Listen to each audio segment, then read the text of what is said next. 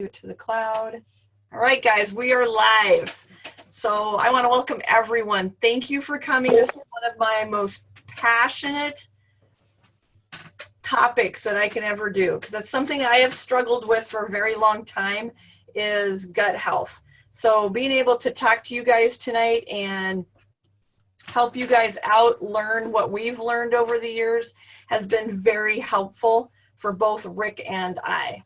So I'm going to try to make sure my mouse isn't like all over the place here tonight. But again, have any questions, jump on, ask them. Rick and I will try to see them and answer you as soon as we can. Let's just get started. There was my first deer. I got it on my way, Kathy.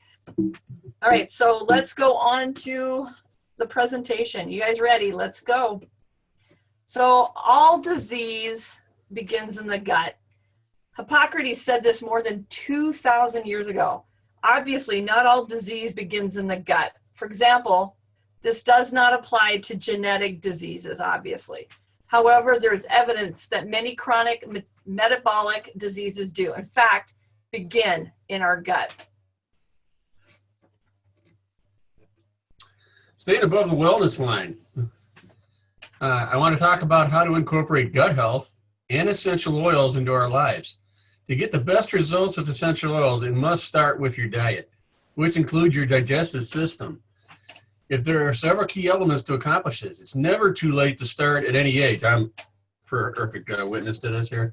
Okay. Did you know that the lining of the stomach and intestine is replenished every 4 days? The gums are replenished every 2 weeks. The skin is replenished every 4 weeks. And the liver is replenished every 6 weeks. And the lining of all your blood vessels is replenished every 8 months. So our body is constantly... I know.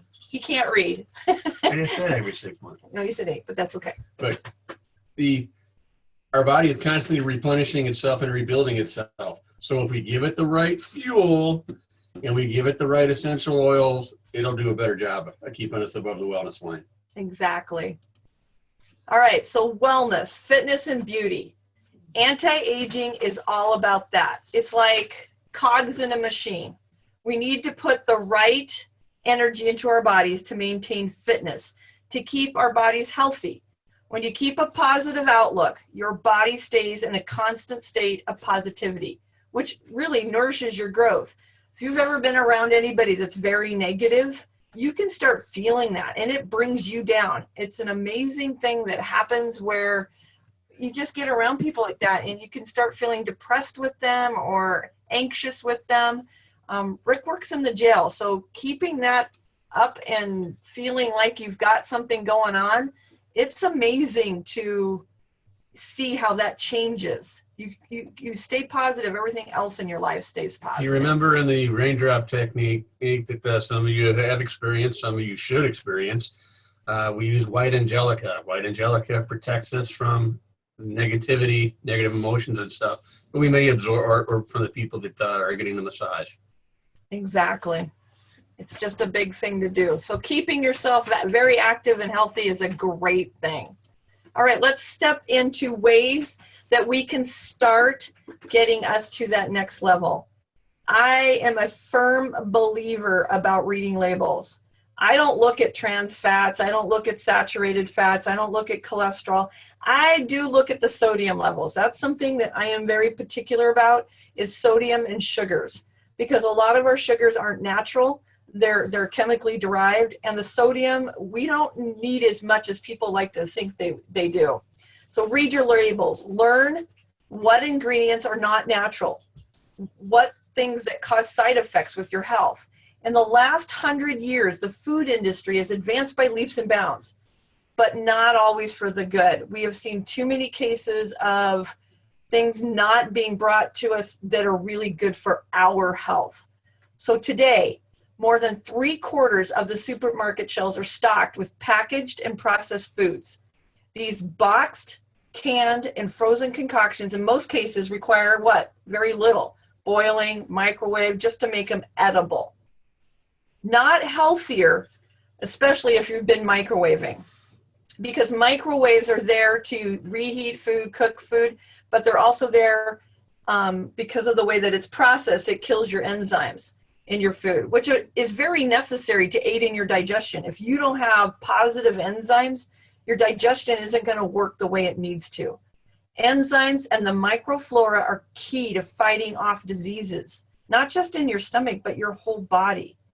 It also still makes you feel full. So, because you're eating that meal, you're putting food in there, but there's no nutritional value. Or if there is, it's so little, it doesn't really do anything for you. But microwaves do that for you. Don't keep things running the right way. Rick, do you have anything to add to that? Well, if you look here at the this chart, potassium bromate, partially hydrogenated soybean. I still say anything more than 3 syllables, you probably shouldn't eat it, and everything. Soy lecithin. We all know the fantastic benefits of soy. Yep, we're going to get into that. And stuff. The big one for me is, if you look down, sodium aluminum phosphate. That one we're going to cover, isn't it?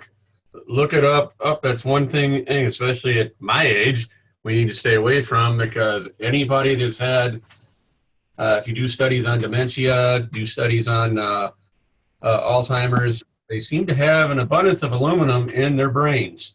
Yeah, so why would I feed myself that? Heck, I'm already dumb enough as it is. Don't need to add I don't need any help. Okay. All right. So let's go into why I started doing more research. And for me, it was, I wanted to know about these chemicals.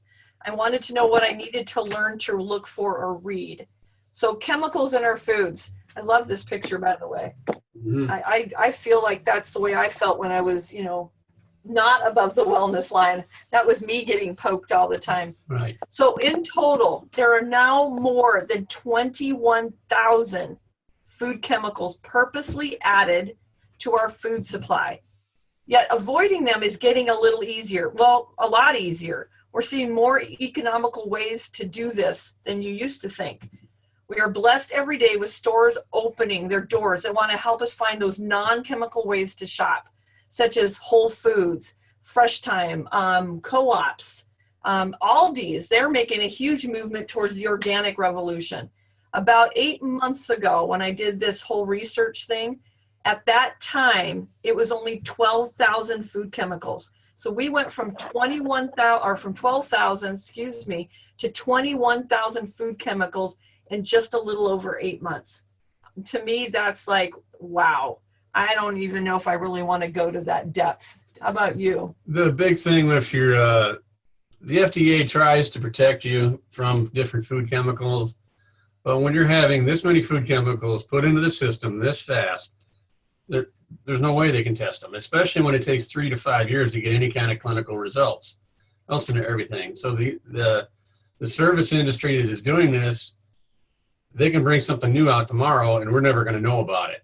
Out of this stuff. So your best bet is to go organic, stay out of the middle of the supermarket, and get as fresh as produce as we can get. Farmers markets coming up. It's the season's right around the corner. Anytime you can get it from farm to table, that is going to be the best way to get the best nutrients into our stomachs, into our gut, into our flora. So let's get out there. I'm all for that, finding ways to get more healthier alternatives. And that we live in an area where we're very blessed. We have a lot of those farmers markets and a lot of things happening to generate better foods for us. Don't you think? Yes. Yeah. All right. So let's go on to those enriched and mass-produced products. Do you know that today more than 95% of all chronic disease is caused by our food choices?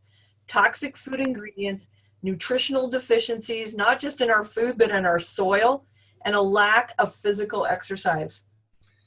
Yeah, removing enriched products. The issue with the products is that they are not created with natural ingredients. They're made with lab-created substitutes. The issue with these is that in our bodies, which are all different, can reject these and store them in our fat cells. Basically, the molecular level, we can't absorb them properly, and it changes, in some cases, it changes our DNA. Not like the families that grew up in the 50s and earlier. In the 50s, you could get the regular organic grown food at your local grocery store. Now, you got to search. So you have to look in your grocery store for the natural or healthy living and organic sections, which are now getting a little bit more common, a little bigger. Mass-produced foods such as genetically altered corn, soy, sugar beets, papayas, canola, dairy products, yellow squash, zucchini, tomatoes have been tested to have 1/3 of the nutrients that were eaten with foods grown in the 50s. Ever notice how big our plate sizes have grown compared to 20, 30 years ago? This is the reason. We actually have to eat more to get the same amount of nutrients because the food that we're eating is can't have the same amount of vitamin C and flavonoids in it. So we have to eat 3 times the amount of food to achieve the same amount of nutritional value. Which, of course, because we're not getting great nutrients, we're not getting good enzymes, our digestive system isn't able to handle that extra food. So what are we doing? We're putting that weight on. But there are some really great, even online fresh food choices for people. Shipped direct to your door. There's what? Green Chef, Freshology, and I think the newest one is what? Is it? Hello Fresh. Yeah. So there are some other alternatives if you can't find a healthy food store in your area. There's some great online alternatives now to get those shipped to your door fresh. I like that. Yeah. All right. So all natural foods. You see that everywhere. It's on your packages. It's telling you that, hey, this is a natural product. Oh, here is a natural product. We kind of threw some pictures up there. You guys can read those as we're yakking at you. But, there's some things to some of these pictures that we found. I don't know about you, but if somebody was watering my fresh fruits and vegetables in a mask like that and a suit, I'd be a little scared. What do you think, Rick? I can tell you right now that I've actually seen in California them spraying strawberry fields, and 5 guys in a row, fully masked up in scuba gear like that.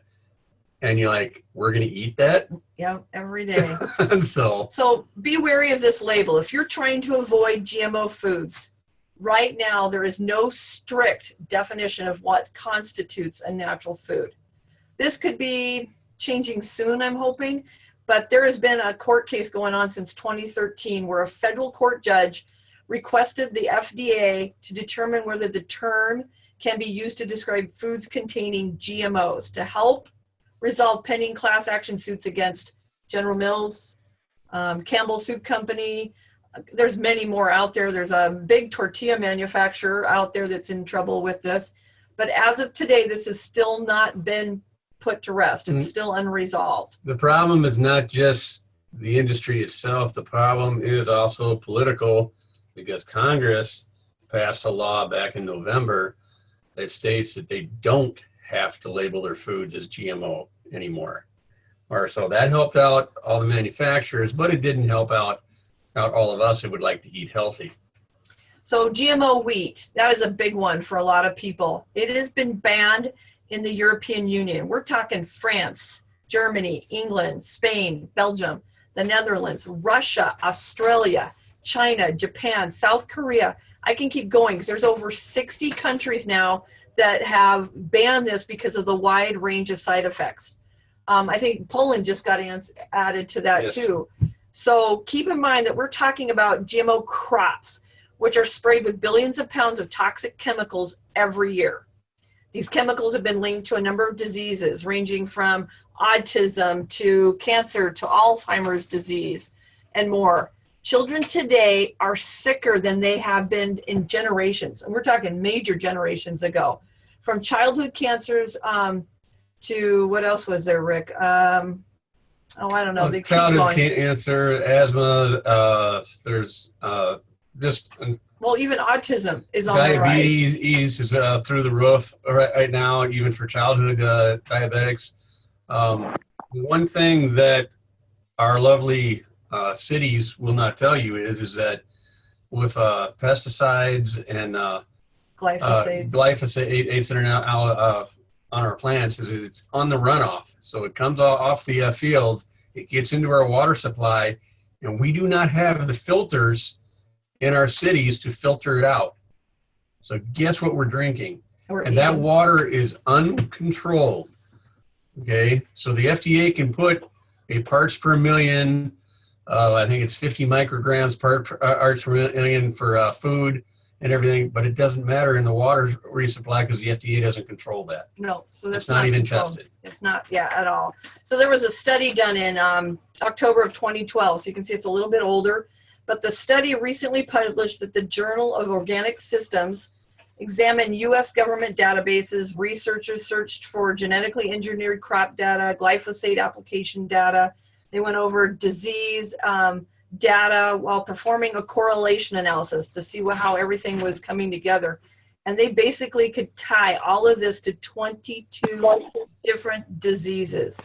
That's an alarming conclusion, if you ask me. Right. There's more and more evidence that's coming out, and you have to understand something about the industry. If you're a multi-billion-dollar industry and a university is doing a study and it starts to come up with information that your particular product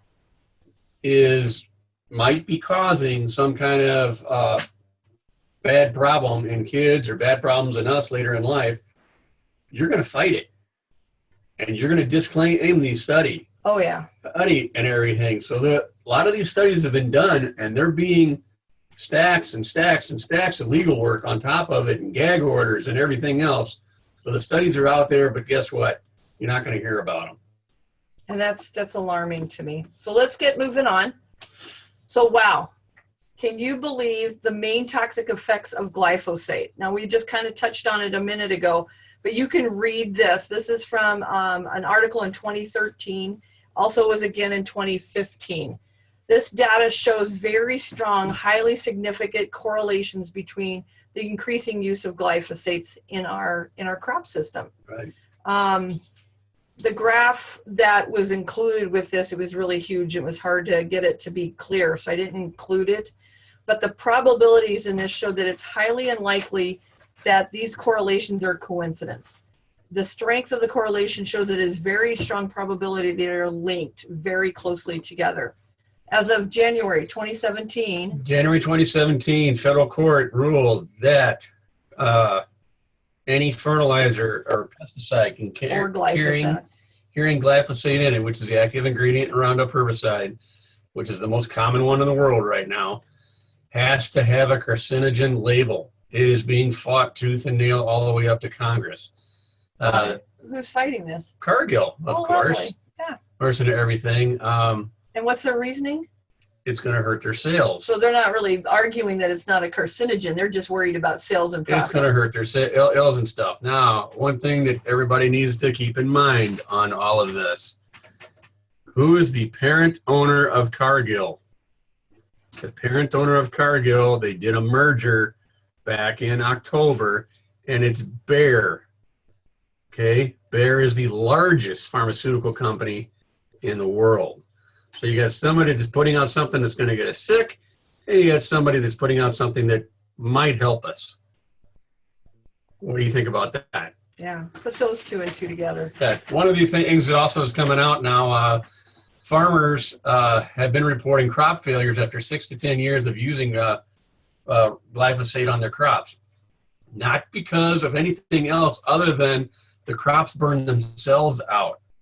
So now we're finding out we're getting massive crop failures on what should have been fertile ground for these crops to grow on, GMO crops.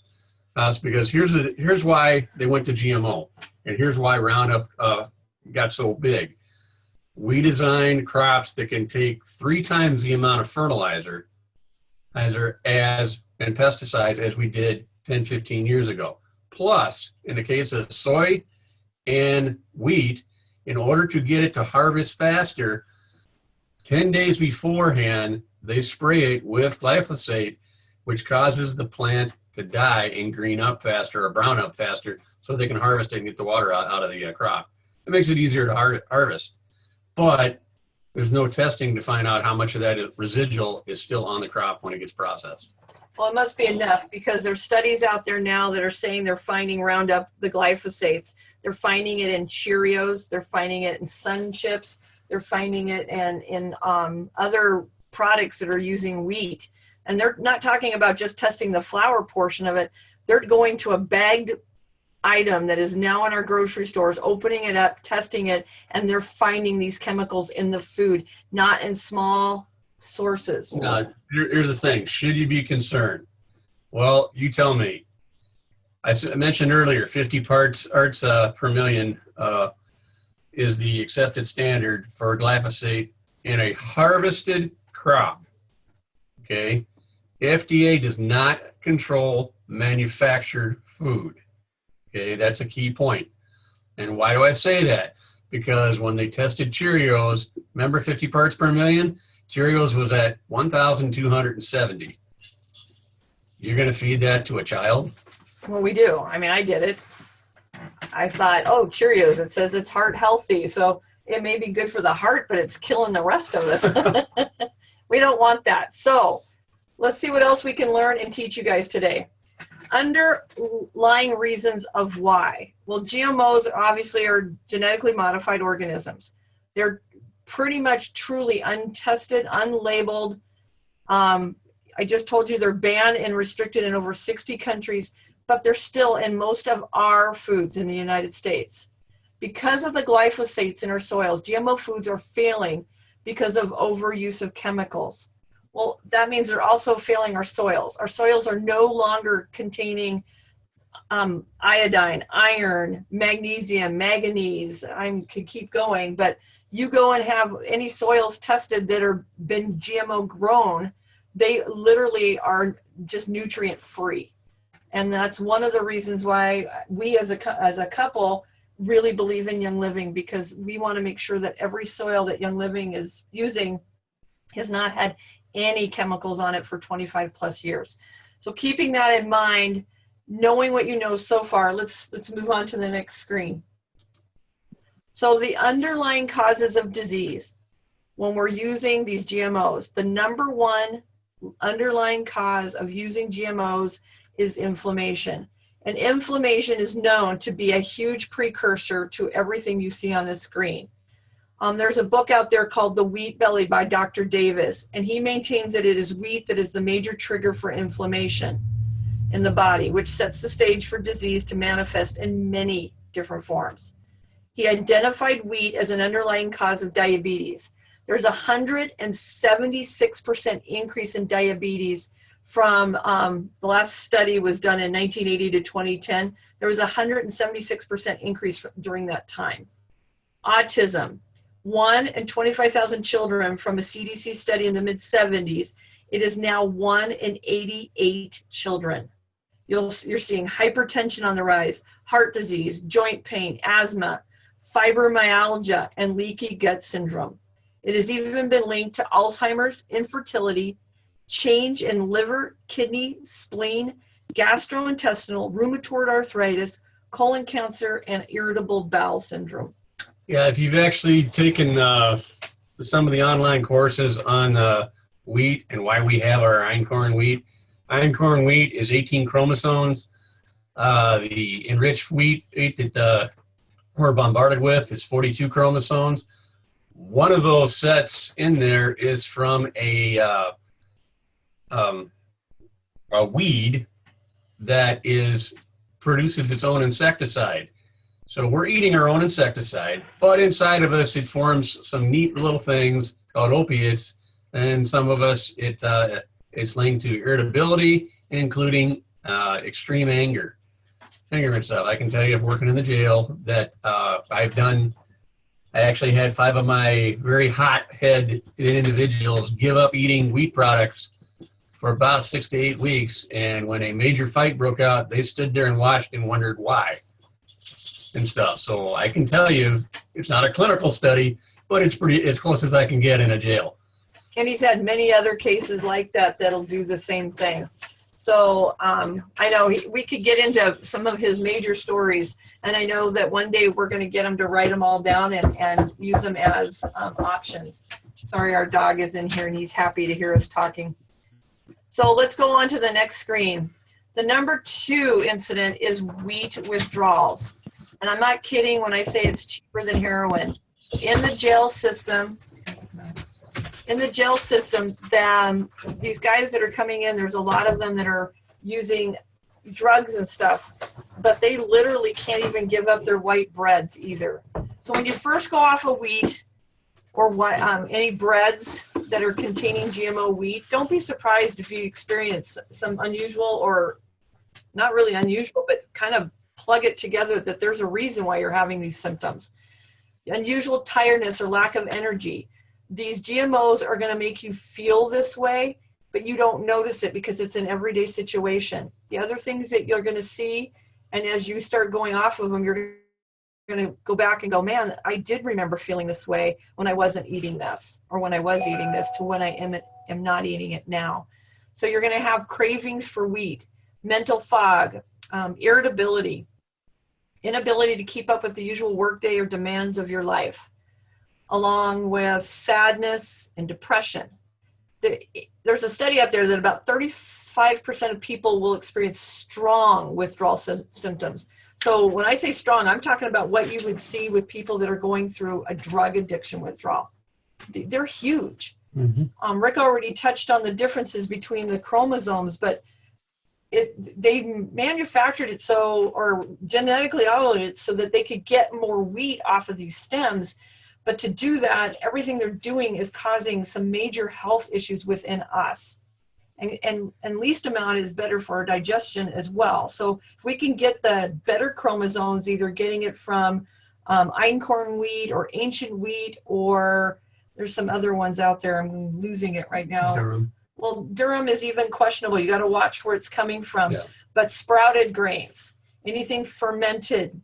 There's a lady here in Cokato that does some amazing fermented breads. Mm-hmm. Oh man, they're delicious. But with GMO wheat being addictive because of creating that opiate in our stomach, it just alters everything we're dealing with.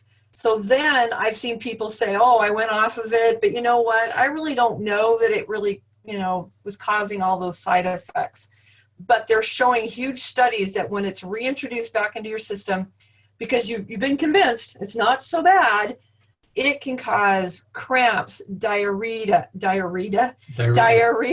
anxiety, and even rage. But even cramps, bloating, just uncomfortableness. It's just be aware. Rick had a bunch of gentlemen that got off the white bread that he talked about. So it's there for us. Yeah. Do a little trick the next time you go to Cub Foods and stuff, or any of your grocery stores, and go to the bread aisle and see how far you got to go to pick up a piece of bread that doesn't have enriched flour or soybean in it. Yep. Give it your best shot. We did at one grocery store, we found 5 loaves of bread that we'd be willing to eat. Yeah. And the entire aisle was bread. Yeah. So that gives you how hard you're going to have to be looking for this stuff. And there's some great alternatives out there.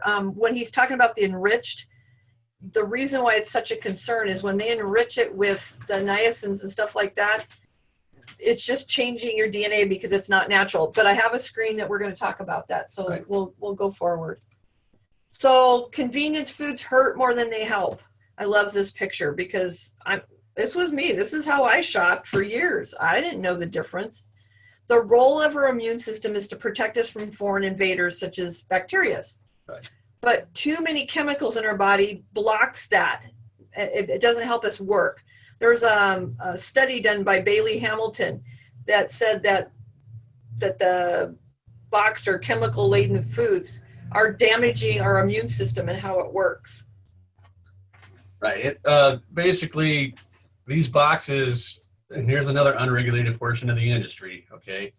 You can put a perfectly healthy food inside of a box that has been sprayed with some kind of chemical in order to keep the box from going bad, keep the food from going bad, and it leaches itself into us.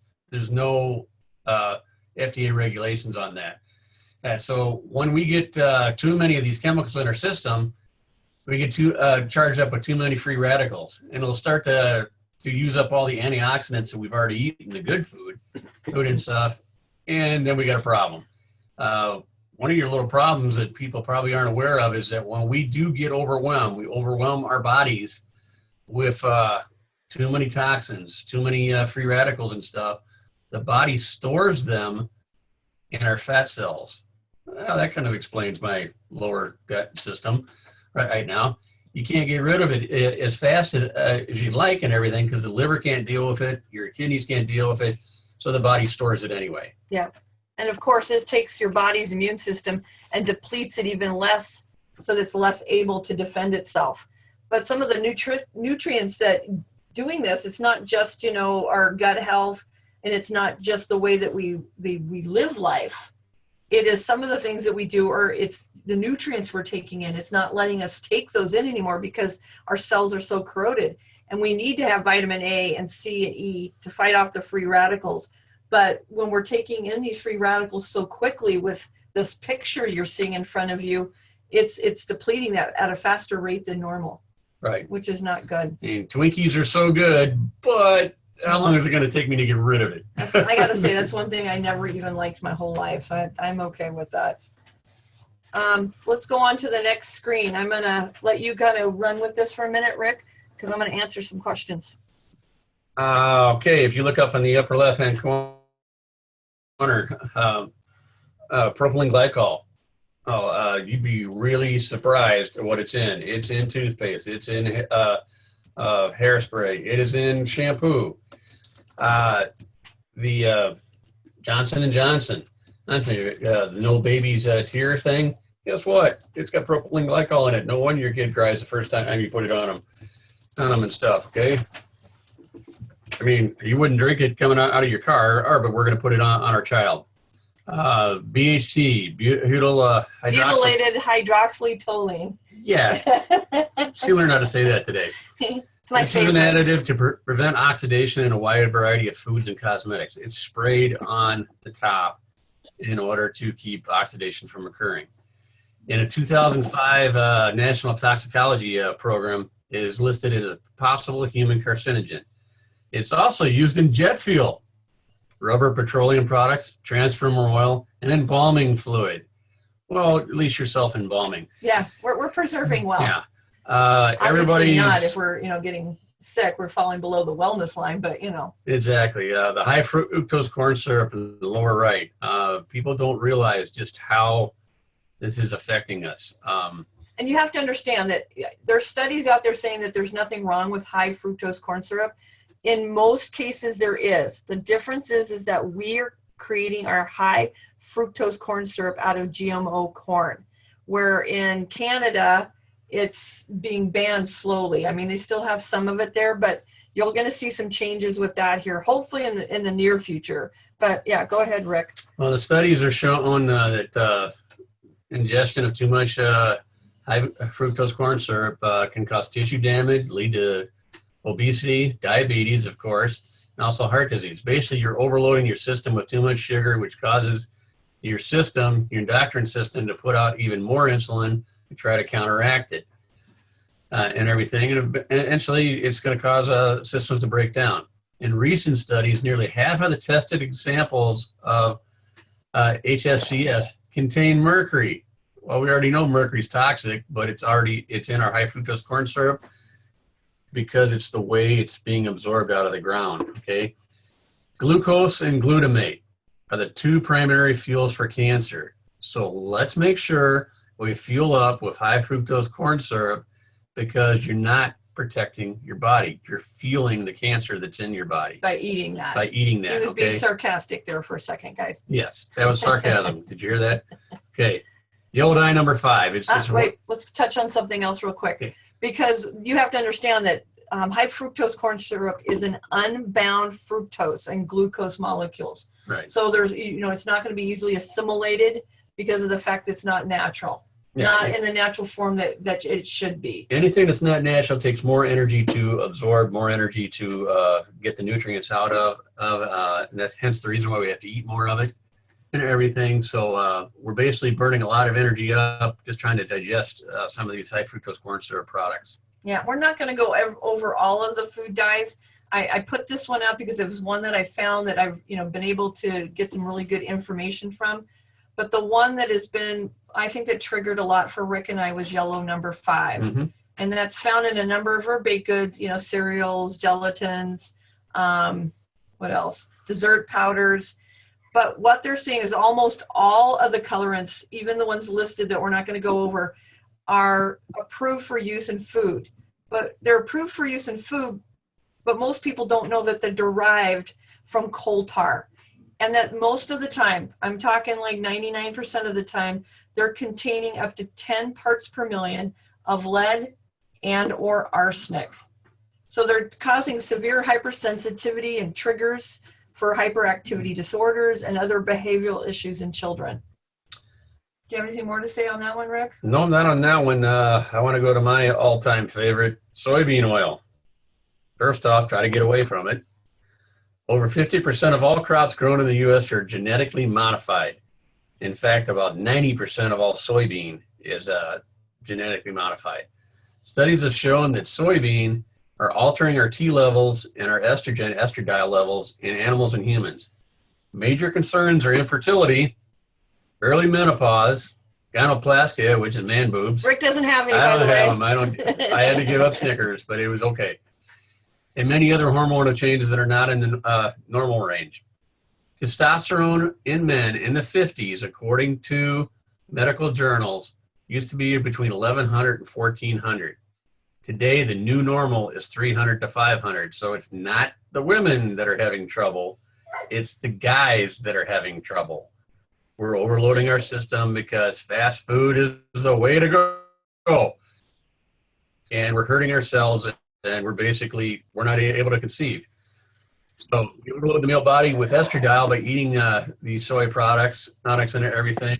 So now you got your soy or your estrogen levels way higher than they should be in the men and way higher than they should be in the women, which you're hearing more and more about people that are having that 10 day of the month that dragon time is definitely in need eating stuff. So we're destroying ourselves by the foods that we're eating, and we need to watch that, and that's part of what this class is about. Yeah, making sure you guys are aware. I mean, we could keep touching on so many things for days here, but what I'm trying to do is hit the ones that I know are the highest levels so that you have an idea of what you need to start looking for.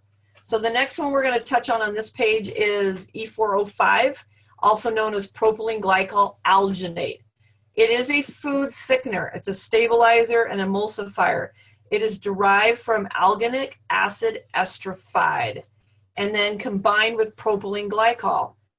It has many other uses, including automotive antifreeze, airport runway de-icers.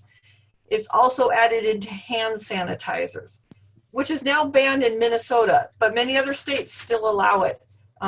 It's not something that we have to worry about here, which I'm really glad about, but these are things that are going into breads, they're going into baked goods because it is a softener.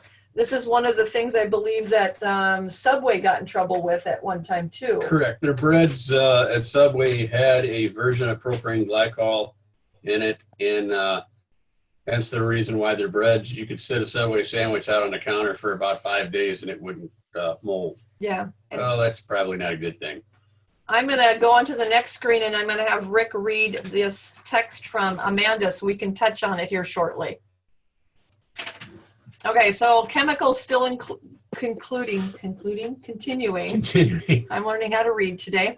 I know. Polysorbate 60 is also known as polyoxyethylene 20 sorbitane monostearate. So every time that we think we know about a particular chemical, that's why I'm giving you a couple names, because once they figure out people know what it's about, they change it. They come up with another new name. So this is made up of corn, palm oil, and petroleum. It's a gooey mixture that can't spoil. So it often replaces dairy products and baked goods and other liquid products. This is another one that got Subway into trouble. It was another one that was added into it to make it fluffier and rise better. So let's go on to Enriched Flour. Rick, did you read Amanda's? Yeah, Amanda, I said, what are your thoughts on organic, non-bromated, unbleached wheat? If it is proven to be organic wheat, as in check the name. Check the name and stuff, because here again, when it says organic, that only means that 10% of the product has to be organic. So if it's coming from a reputable farm or a reputable company that is known for using great products, I have no problem with non-brominated, unbleached wheat. Exactly. I think it's a great one to use. But again, watch your sources, see who it's coming from. Enriched flour, it's devoid of nutrients and most often bleached. Iron is added back into the flour, and food makers use the metallic form of iron that your body can barely absorb and should not be ingested. Most people don't realize there's two different types of iron out there. There's a vitamin iron, and there's a lab created in this stuff. The food industry wants to do things as cheap as possible and make money. So rather than go out and take iron out of the ground, they would rather do a synthetic form or something that is industry runoff and stuff and give it to us, okay? Because it's cheaper. Yeah. Okay.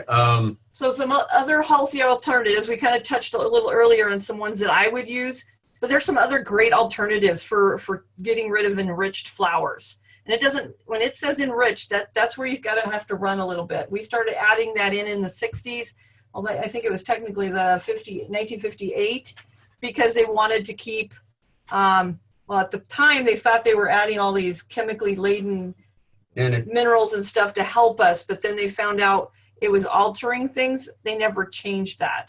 It's not just the enrichment process. My dad worked for Pillsbury for 41 years. He was a research scientist. He showed me a Food Technology Today magazine in 1957. Okay, so this gives you an idea how long ago they knew about this. 1957, they did a 10-year study on why Eskimos in Alaska and Canada, which had never had a history of certain forms of cancer, were now getting cancer in droves. And what they determined was in 1928, us stupid people from down south came up to them and got them off of their whale blubber and their natural diets and started giving them bleached flour and bleached sugar. It's the bleaching agents in the flour and sugar that were changing their gut health too fast and giving these poor people cancer. If you take, it's already been proven also down in Brazil, we found some tribes down in Brazil about 10, 15 years ago. They had people that lived to be 120 some odd years old. Or better. Or better. They would actually have soccer games, the old guys, 120, versus the semi-old guys, 80 to 90 years old and stuff. But we came in, we put a road in, and we brought in some of our lovely healthy snacks and things like that. 6 years later, they came back there, and there wasn't anybody over 80 years old alive. Yeah, they were dying off quickly. And stuff. So if we change our system too fast, we change our foods too fast, our bodies cannot react to it, and it's hurting us. So some of the other healthy alternatives are obviously Young Living's einkorn flour. There are a couple other companies that are making einkorn flour now. So it's out there. Rye, quinoa, millet, brown rice flour. Rick and I use a lot of brown rice flour pastas, as well as coconut flour. And like I said earlier, sprouted grains. Other offenders to watch for are textured soy proteins, concentrates, carrageenan, maltodextrin, disodium inosonate, disodium guanylate, and modified cornstarch. Now you have to understand most cornstarches we have on the market now are all modified. There isn't anything really natural out there. You have to really, really search for those natural cornstarch and natural baking sodas. Mm-hmm. A lot of what I just mentioned to you contains MSG. This is one of those that when I was dealing with my respiratory distress, these are things that would set me off to the point of anaphylaxis. So I avoided MSG as much as possible, but it was very hard. When I was younger, it wasn't something that was labeled very well or told to you very well. But the side effects of MSG range from bone loss, skin rashes, nausea, migraine headaches, heart irregularities, and even seizures. Yeah. New studies out there that wheat may silence vital human genes. So that's something we want to ingest, right? They're seeing signs of DNA being genetically altered from these genetically altered foods. Which means that you eat today is affecting generations of tomorrow. You know, your body regenerates itself, but if it can't regenerate itself in its original form, yeah, what are we making? So parents in the late 50s that were eating and conceiving and having children, and those children now are eating and conceiving and eating even worse things. And so the DNA is slowly being restructured each generation. So what was healthy back in the 30s, 40s, we're not seeing that anymore because of the DNA alterations that are happening. There was a study on corn from the University of Guelph in Canada, and GMO corn was fed to rats. This, what do you want to call it, diet was giving rats massive mammary tumors, kidney and liver damages, along with other serious health damages. Now, most people are like, oh yeah, that's probably giving them, you know, they were overindulging them. They were giving them too much. They were giving them, you know, what normal humans would be. This was only 10% of their diet. There's another 120-page document that states that GMO foods and crops are now having to have more chemicals because Roundup and other weed killers are not working like they're supposed to. And that's something Rick covered earlier, but I found this 120-page report saying due to GMO containing, this is one I can never pronounce. But it's neonicotinoids, which is the clinical term for glyphosate. Yeah, it's another form. It's like that thing I was telling you about. It may have this verbiage, but it's also known as this and also known as this. But right now, it's nearly wiped out a third of the bee population in the world, not the country, but in the world.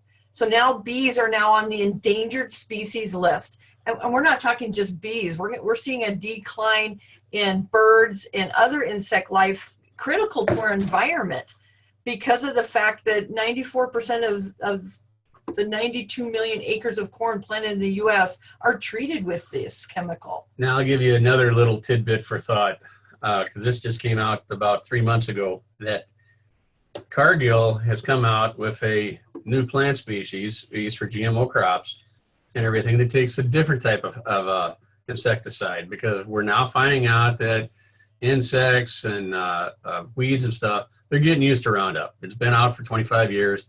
They're being genetically altered, so they finally figured out a way in Mother Nature to get around it and stuff. So now our crops are having trouble again. So they come up with something new. They've come out with new GMO seeds. They put them out on the market, and stuff. They are untested, but if it's the only seed you can get as a farmer, you don't have a choice but to put it out there. It was those seeds. You don't use Roundup anymore. They have a brand new herbicide out there that is not tested at all, and it is 10 times more potent than Roundup is. So holy crap! What are we going to do? Yeah, exactly. All right, so the last slide for your chemicals. I'm going to make it pretty quick. But there's even more. And like I said, this was just like barely touching the top of it. And these are things that, you know, you're going to see some of them are like, the first one is ibuprofen I'm going to talk about. Granted, it's not in our foods as far as what is being listed, but because of the fact that this is things that people, oh, I'm done with this, and they're throwing it down into their sewer systems, it's coming back into our water supply. So this is kind of why I touched on some of these.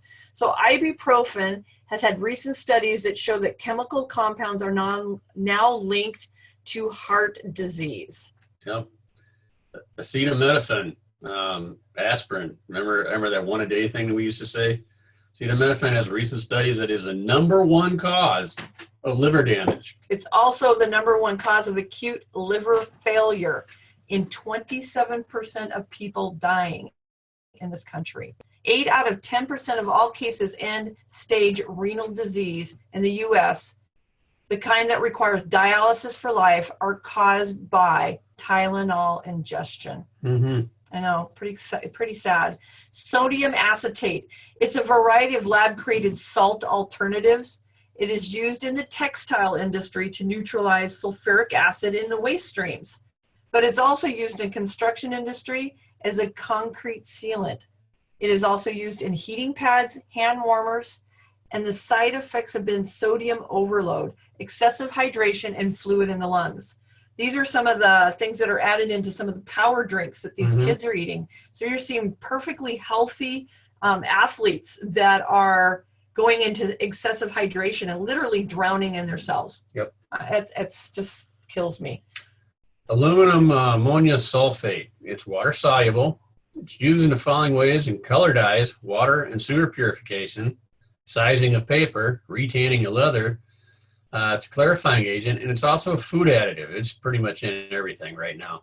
It's known to cause lung irritations, shown signs in research studies to affect all areas of the brain and the hypothalamus. Folks, that's a clinical term for Alzheimer's. Alzheimer's patients have all shown that they have an abundance of aluminum in their brain, and we can't get rid of it. At least not this way. We have essential oils that can combine with the aluminum in order to get your body to discharge it. So in another form, aluminum has also been linked to breast cancer. And okay, so let's look at the different ways. You're looking at, you need to broaden your horizons here. How many people have aluminum pans that they cook with? Oh, we used to. Okay, and you scrape a steel spatula on an aluminum pan, and of course it's not going to slough off anything, right? No, it does. Yeah, okay. How many people cook their food in aluminum foil? There's a clinical study out there showing that aluminum foil actually leaches aluminum and stuff. Who knew? I cooked in aluminum foil last night. So I know. We're trying to find alternatives to get away from that. So chloramine tea, it's a derivative of, that's the one with the soaps over here. It's a derivative of chlorine and used as a disinfectant. It is considered combustible when near a flame. The side effects of this product are cough, sore throat, and wheezing, while causing redness and swelling when it comes into contact with your skin or eyes in natural form. Prolonged use is shown to increase asthma symptoms, but it's in a lot of our cleaning agents that we use every day. And you can look at the picture and it'll kind of show you some of the ones without the labels. And if you know your cleaning products, you're probably going, oh yeah, I've used that one. Oh, I've used that one too. And then the last one is hydrogen peroxide on this page. And it's a bleaching agent. I know my mom used to use it for bleaching her hair when she was younger. But they're finding it in butter, margarine, cheese, instant teas, and juices. But it's used to preserve the color and quality. The deal is it's supposed to be food grade kind, but it's not always used due to non-regulations. And again, that's one that's going to be really hard to know if it's the food grade or not, because again, it's not regulated by the FDA. All right, so this is something Rick just learned and he wanted to share with everybody. So this is about Google, and it has a patent on TV flickering rates. A number of years ago, Google came up and figured out two things. One of them was actually outlawed by Congress in movie theaters and stuff, but not necessarily in your video games. Okay, there's a flicker rate on your TVs and on your video screens that you're looking at right now. Computers do. Computers, okay?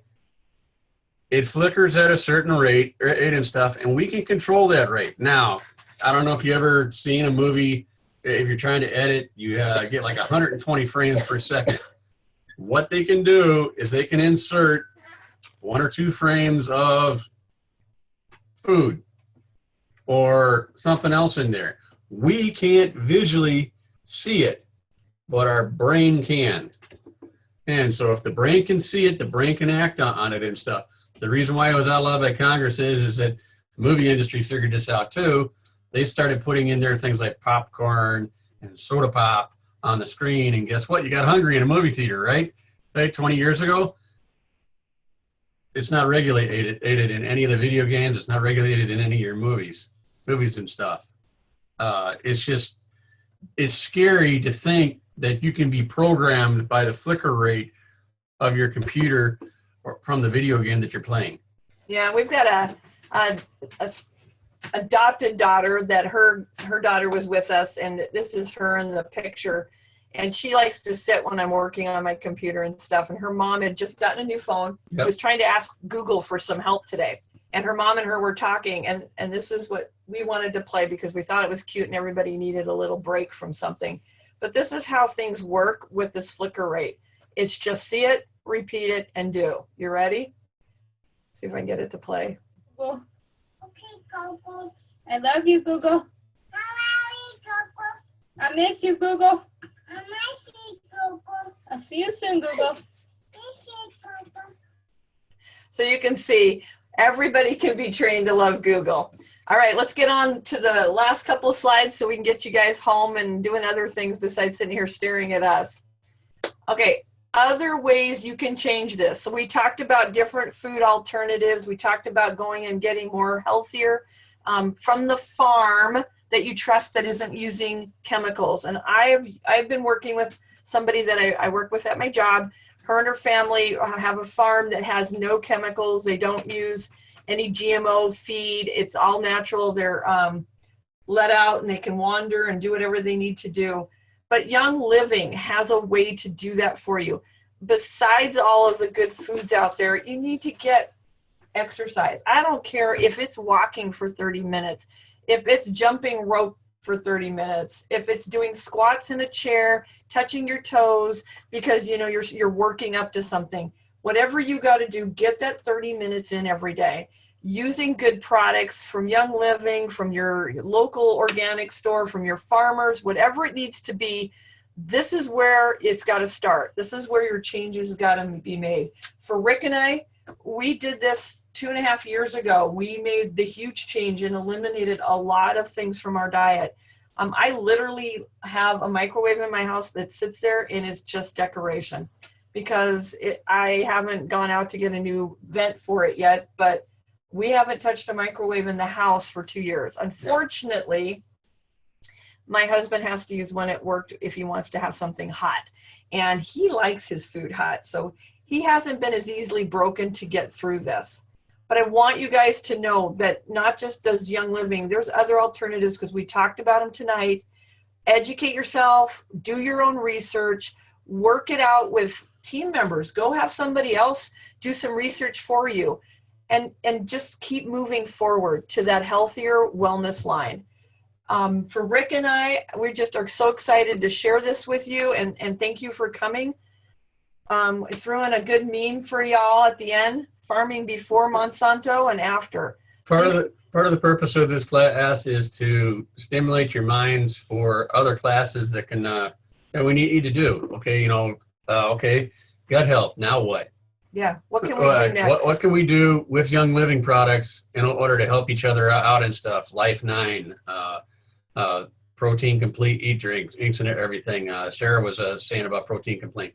These are things that meal substitution and to help our gut flora get back to where it's supposed to be so we can help ourselves live healthier and happier lives and stay above the wellness line. And if you have any ideas of classes that you want, share them with us. Share them with us. Share them with your leaders that sent you to this link today. Whatever you need, we're going to get out there and we're going to get these things so people have a better understanding of what's going on. So we thank you for coming.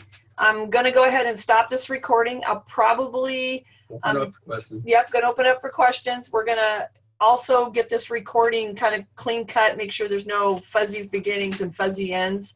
And I will post it onto the Facebook group that I had this on.